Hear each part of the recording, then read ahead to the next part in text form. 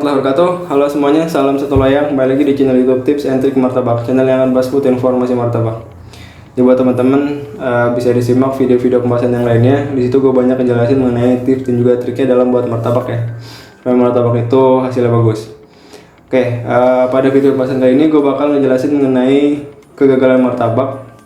Ini kegagalan yang sering terjadi, yaitu martabak kurang berserat ya. Jadi martabaknya seratnya ada, cuman dia kurang banyak doang. Nah contohnya seperti ini.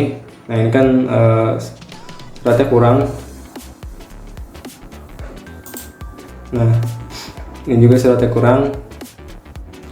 Itu kenapa penyebabnya dan juga bagaimana solusinya. Jadi buat teman-teman bisa disimak sampai video selesai. Oke, untuk martabak yang seratnya kurang itu biasanya ada beberapa penyebabnya ya.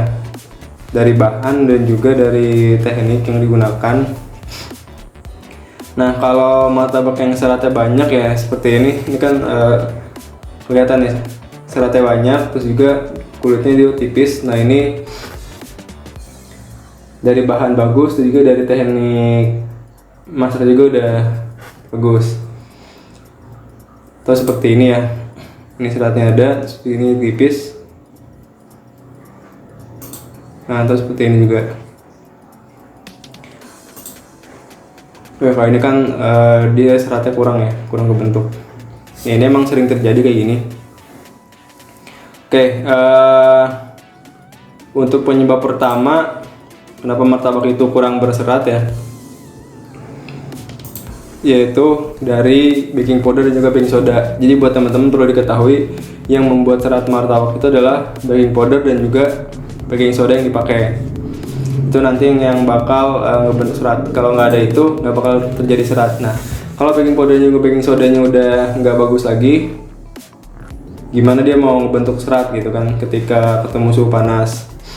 Jadi untuk mengetahui baking powder dan juga baking soda masih bagus atau enggak, biasanya pakai lemon ya. Atau yang paling gampangnya itu ketika kalian biasanya pakai tekniknya sama, takarannya sama, terus baking soda misalkan beli awal bulan, kemudian tiba-tiba pas di akhir bulan udah tinggal dikit lagi, kok adonan seratnya kurang, padahal teknik sama, bahan sama. Nah itu bisa kemungkinan dari baking sodanya. Jadi kalau misalkan biasanya berserat bagus, kok tiba-tiba nggak berserat, nah itu perlu dicurigai dari kualitas baking powder juga baking sodanya, lebih baik diganti. Oke, kemudian yang kedua adalah dari terigu yang dipakai. Nah, untuk terigu ini emang pengaruh banget ya. Jadi emang ada terigu yang bisa buat martabak itu seratnya bagus. Jadi baking powder dan juga baking sodanya itu dia langsung bekerja ya. Gelembungnya juga bagus. Ada juga terigu yang emang ngebuat seratnya itu susah. Jadi buat taunya emang kalau sebelum dibuat itu susah ya, cuman taunya adalah ketika martabak udah jadi. Nah caranya sama, jadi ketika biasanya buat martabak itu pakai teknik sama, bahan sama, biasanya berserat kayak gini ya, biasanya seratnya banyak gitu kan, bersarang, kok tiba-tiba kurang berserat. Atau ketika di loyang itu kok pori-porinya beda ya, pembentukan pori-porinya biasanya ketahuan sih kalau yang sering buat martabak. Nah itu perlu dicegah dari terigunya. Kalau udah kayak gitu mending diganti. Kalau pengalaman gue dulu itu ketika beli terigu satu karung ya, segitiga biru. Kalau yang jualan mending langsung beli banyak ya.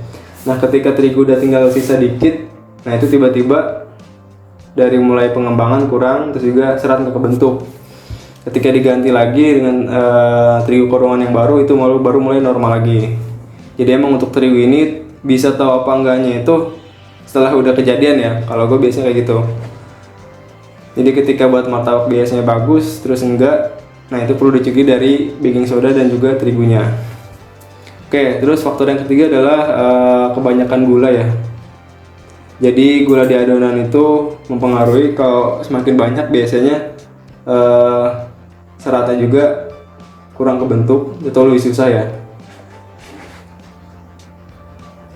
Jadi buat teman-teman kalau untuk gula lebih disesuaikan, apalagi kalau untuk martabak yang dilipat kayak gini ya.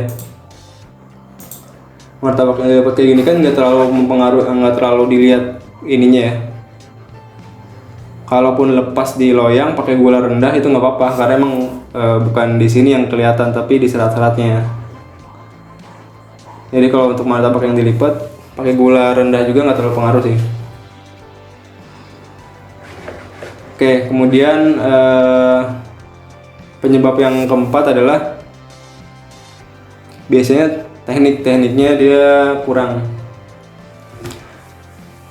Tekniknya kurangnya gimana bang? Nah biasanya kalau yang biasa pakai teknik baking powder dan juga baking soda dimasukkan saat pembuatan adonan, kemudian dikasih lagi ketika buat martabak, itu kan kalau yang bisa pasti berhasil.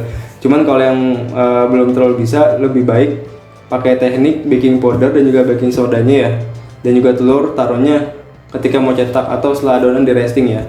Jadi selama proses pressingan adonan jangan dikasih dulu baking powder dan juga baking soda. Nanti kalau misalkan yang pemula pakai teknik yang baking powder dan baking soda ditaruh setelah pressingan, itu hasilnya bakal lebih bagus. Jadi dia lebih berserat. Terus juga proses masak lebih cepat. Kulitnya kelihatan tipis. Terus pertanyaan adalah, emang apa pengaruhnya bang? Martabak itu harus berserat, harus bersarang bagus gitu kan? Kenapa nggak kayak gini aja udah dijual gitu? Kenapa nggak kayak gini aja itu udah harus dijual?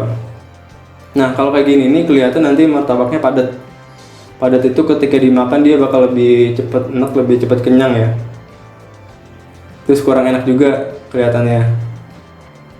Sementara kalau yang banyak seratnya, nanti ketika dimakan itu dia lebih ringan, nggak terlalu padat, terus juga lebih kelihatan lebih empuk teksturnya. Ketika dimakan itu pasti lebih enak sih yang kayak gini. Jadi lebih bagus emang harus ada seratnya. Ini gue buat pakai teknik baking powder dan juga baking soda ditaruh setelah proses pressingan dan juga telur ya. Nah proses masaknya cepat. Ketahuannya dari mana? Dari sini kulitnya tipis. Semakin lama proses masak dia kulitnya bakal lebih tebal dan lebih keras. Kalau tipis kayak gini ini lembut di atasnya. Terus juga seratnya bagus, dimakan juga lebih ringan, jadi nggak terlalu padat. Oke, nah itu tadi buat teman-teman gue udah ngejelasin ya mengenai penyebab dari martabak itu kurang berserat itu apa aja. Emang banyak faktor sih supaya martabak itu hasilnya bagus ya. Jadi buat teman-teman tadi bisa jadi tambahan informasi supaya buat martabak ke depan lebih berhasil lagi. Oke, sampai bertemu lagi di video selanjutnya. Dari gue kurang lebihnya mohon maaf. Assalamualaikum warahmatullahi wabarakatuh.